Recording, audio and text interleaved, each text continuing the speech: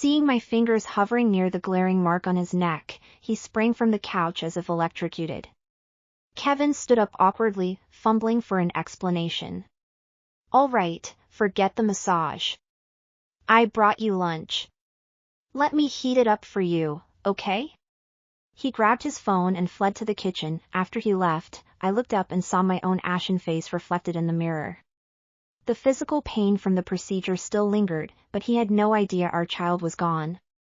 Pressing my lips together, I opened Instagram and saw a new post from Lindsay, complete with location tagging.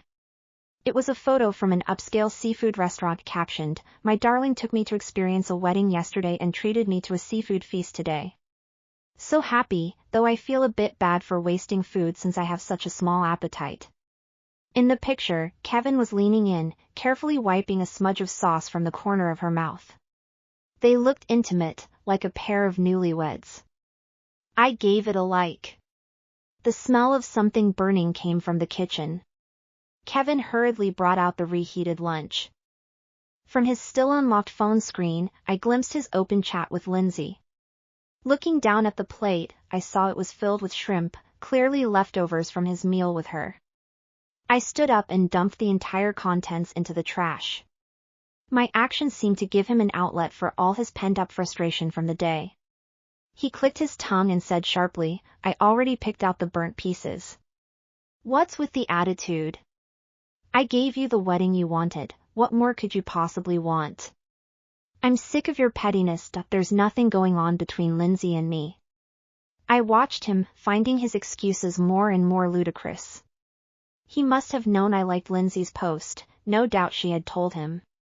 What a devoted pair they were. I placed the empty plate back on the table and stated calmly, "Don't overthink it. I'm just allergic to seafood." Kevin froze, a flicker of panic and guilt crossing his face. "Sorry, I forgot," he said, his tone softer. "I'll make it up to you. Once our marriage leave is approved, I'll take you on a proper honeymoon." I said nothing. In the past, whenever I'd begged him to travel with me, he'd refused, accusing me of not understanding how busy he was with work. Yet, he used every holiday to take Lindsay to all the places she wanted to visit. When I'd discovered this before and confronted him tearfully with Lindsay's Instagram photos, he'd replied impatiently, "Lindsay is just a kid. Do you have to compete with her over everything?" Yesterday's wedding wouldn't have happened if I hadn't practically gotten on my knees to plead with him. Every guest could see I wasn't the true focus of that ceremony. Before, I would have cried and demanded an explanation. Now, all that remained was a cold indifference. Reflecting on my past actions, I felt incredibly foolish.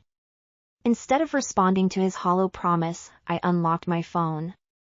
A new message from Rachel glowed on the screen, "Welcome to the team. You can start anytime within the next 2 weeks." A small, genuine smile touched my lips, and I typed my reply immediately, "Okay. I'll be there next Monday." Kevin was still waiting for my answer. His phone screen lit up with a